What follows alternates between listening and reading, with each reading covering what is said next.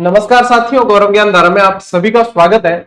अब सभी को पता है कि एग्जाम जो है चतुर्थ श्रेणी का बहुत पास में है और ऐसे में चिंता बढ़ जाती है, खासकर उनकी जिनकी तैयारी अच्छी होती है। अभी इन दिनों में सबसे ज्यादा जो है कमेंट ये पूछने के लिए आ रहे हैं कि सर कितना सेफ स्कोर लेकर चलें या कितने प्रश्न सही होने चाहिए या क्या चीजें। तो देखो, इनके जवाब आप लोगों के कुछ बातों पर डिपेंड करते हैं, उन पे ही मैं बात करूंगा। और अल्टीमेट आप लोगों के लिए मतलब जो सॉल्यूशन है कि आप लोगों को कट ऑफ के पार जाना है कुल मिला के, तो उसके पीछे क्या चीजें काम करेगी, मैं सीधा मुद्दे पे आता हूं। 5 आप लोगों को टिप्स दे रहा हूं इस वीडियो में, उन पे अमल कर लेना तो आप लोग कट ऑफ चाहे कितनी भी जाए, आप उसके पार जाने में सक्षम होंगे। और आप यदि उन पे काम नहीं कर रहे हो तो कहीं ना कहीं जो है पिछड़ने के चांसेस बढ़ जाते हैं। तो देखो, सबसे पहले बात करते हैं, मैं आप लोगों के इस सवाल का भी जवाब दूंगा कि इसके ऊपर कैसे काम किया जा सकता है, या आप लोगों के दिमाग में यह आता है पेपर से पहले ही कि कट ऑफ क्या रहेगी, तो ऐसे विचार नहीं आने चाहिए और आते हैं तो उनका सॉल्यूशन क्या है मैं बताता हूं। देखो, आप लोगों के हर चीज का इसमें मैं आप लोगों को समाधान बता रहा हूं। सबसे पहली चीज कि पाठ्यक्रम का आप लोगों को सामान्य दोहरान करना है। यदि कट ऑफ के पार जाना है तो सामान्य दोहरान करना है। अब न तो आप लोगों को बहुत ज्यादा गहराई में जाना है और न आप लोगों को कंपैरिजन करना है कि भाई इसने जो है 4 बार रिवीजन कर लिया, अपने से 2 बार भी नहीं हुआ है, तो कोई दिक्कत नहीं है। आप एक बार सामान्य पाठ्यक्रम जितना भी है गहराई में मत जाओ, ऊपर ऊपर की सामान्य चीजें दोहरान करने की कोशिश करो कि एक बार पाठ्यक्रम आपका जो है सारा का सारा आपके नजरों बाहर निकल जाना चाहिए। पहली चीज, जितने भी दिन बचे हैं रिवीजन पे ही लगाना है।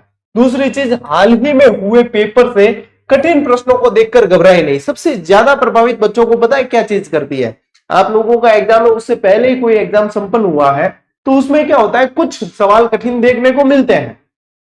कठिन प्रश्न आप लोगों को नुकसान नहीं पहुंचाते हैं, कारण यह कि वो सभी के लिए कठिन है।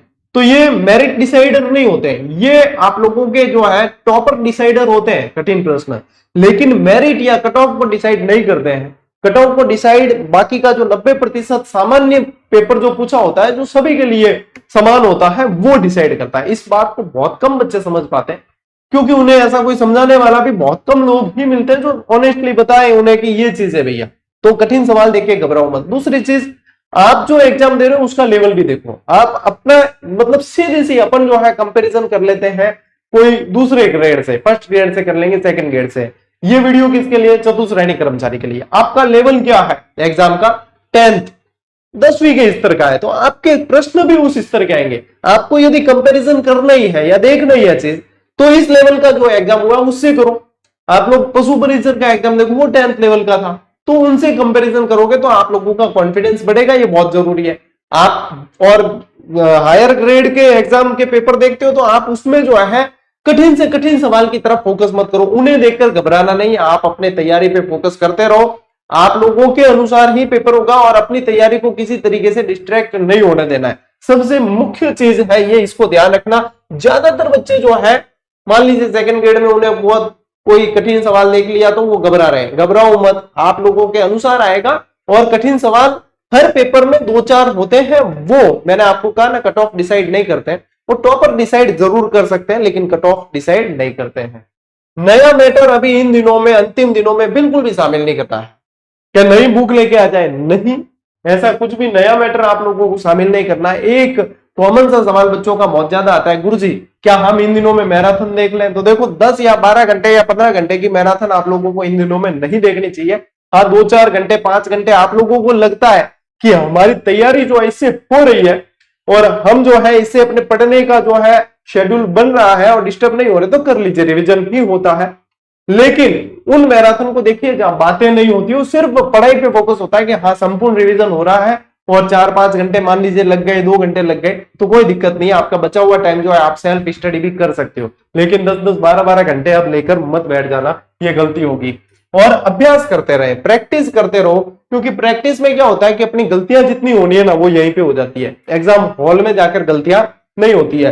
तो मुख्य चीज क्या है? प्रैक्टिस करते रहो, दोहरान करते रहो, ठीक है। कठिन प्रश्नों को देखकर घबराना नहीं है, नया मैटर शामिल नहीं करना है। और एक अंतिम चीज जो है, किसी भी सब्जेक्ट को स्किप नहीं करना है, रिवीजन में भी स्किप नहीं करना है। हो सकता है कि वो सब्जेक्ट आप लोगों के लिए कठिन हो, लेकिन हर कठिन सब्जेक्ट में भी 2-4 सवाल इजी आ जाते हैं, तो हम उन इजी सवाल को तो टारगेट करें। किसी को भी किसी भी सब्जेक्ट को 100% स्किप नहीं करना चाहिए। तो रिवीजन में भी इस चीज का ध्यान रखें। तैयारी में तो आप लोगों ने रखा ही होगा, रिवीजन में भी इस चीज का ध्यान रखें कि आप लोगों को ये स्किप नहीं करना है। अब बात करते हैं, कई बच्चे कह रहे हैं कि गुरुजी कट ऑफ क्या रह सकती है वो बताइए, ठीक है, या फिर पूछते हैं कि सेफ स्कोर क्या रह सकता है वो बताइए।